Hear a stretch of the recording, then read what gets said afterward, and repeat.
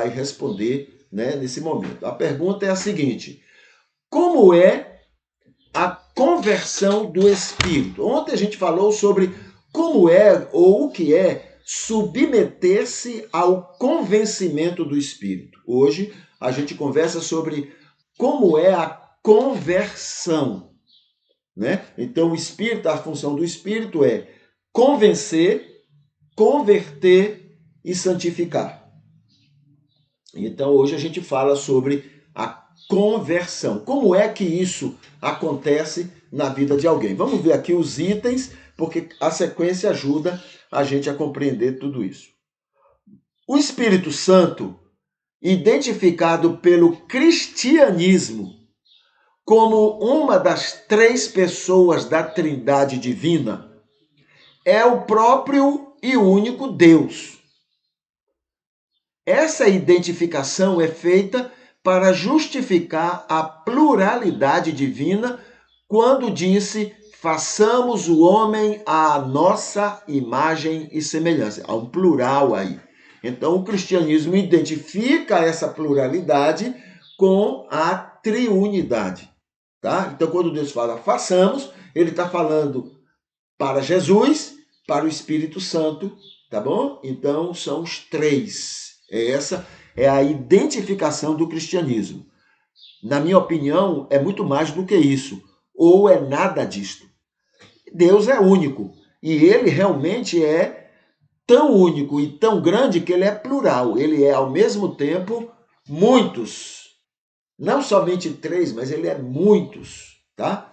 Muito bem. Mas isso aí não é fundamental, não é o tão importante da coisa. Segundo, antes de criar o ser humano, Deus soube que o homem iria usar o imagem e semelhança para desobedecer.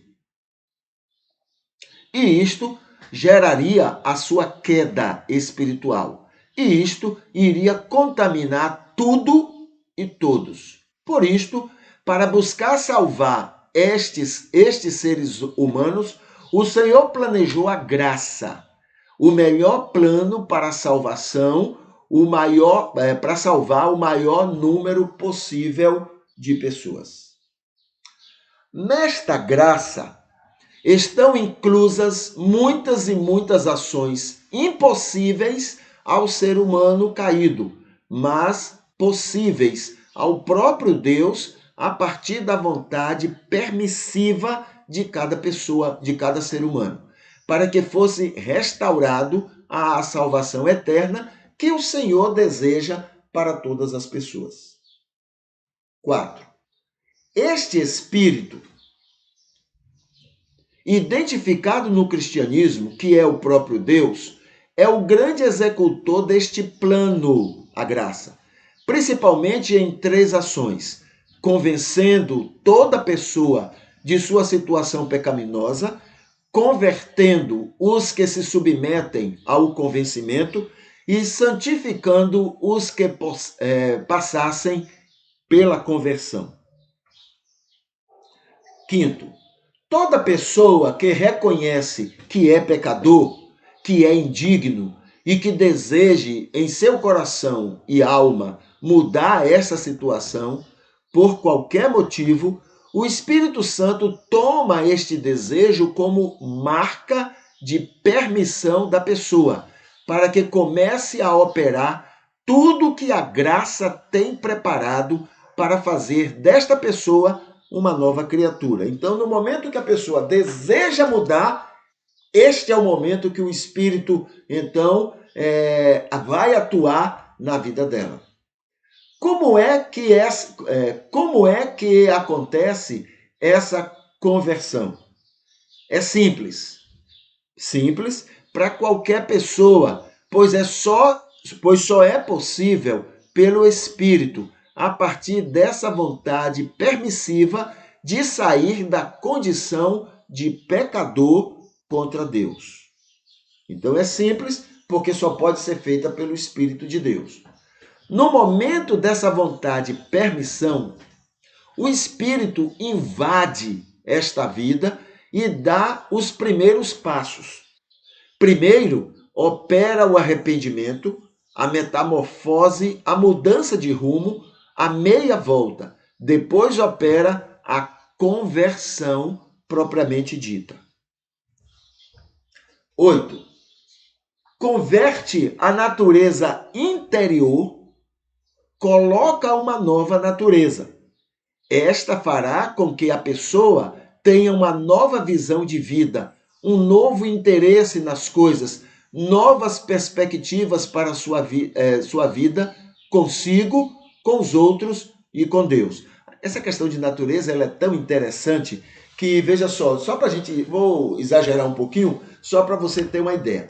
Por exemplo, o gato, ele tem a natureza de gato. Se você jogar um gato dentro de uma água limpa, o que ele faz? Ele pula. Ele dá um pulo, a água está limpa, mas ele dá um pulo, ele não fica ali. O porco, ele tem uma natureza diferente. O porco, quanto mais a água está suja, quanto mais está lamacenta, quanto mais está ruim aquela água, mais ele gosta. Se você pegar o gato e botar no gato a natureza do porco, quando você jogar ele na água, ele não vai pular mais. Mesmo que a água esteja suja. A diferença está na natureza. Entendeu? A natureza que faz a diferença. É como se apertasse um outro botão. Então a mesma coisa acontece. A primeira coisa que é feita quando existe o momento da conversão é a mudança de natureza. A natureza da gente é mudada. Tira-se a natureza de porco ou de bode e coloca a natureza de ovelha. Entendeu? Tira a natureza de joio e coloca a natureza de trigo. Olha a diferença, né? Então, muito bem. Ele continua aqui, ainda no ponto 8. Aos poucos, essa nova natureza vai mudando as prioridades da pessoa, fazendo-a cada vez mais agradável a Deus e aos seus propósitos. Tá? Mudou a natureza. Isso fez a diferença. Na conversão, após isto, o Espírito regenera a alma da pessoa a partir do perdão de Jesus na cruz. Planta na pessoa a fé que realmente interessa a Deus. Enfim, nesta fase da conversão, o Espírito opera tudo necessário de mudança para iniciar a próxima fase, que é o processo de santificação. Tá? 10. Salvo completamente, a pessoa já está desde o momento que demonstrou vontade de deixar de ser pecador. E na linguagem apocalíptica, ela já está inscrita no livro da vida e nada mais a tira deste livro.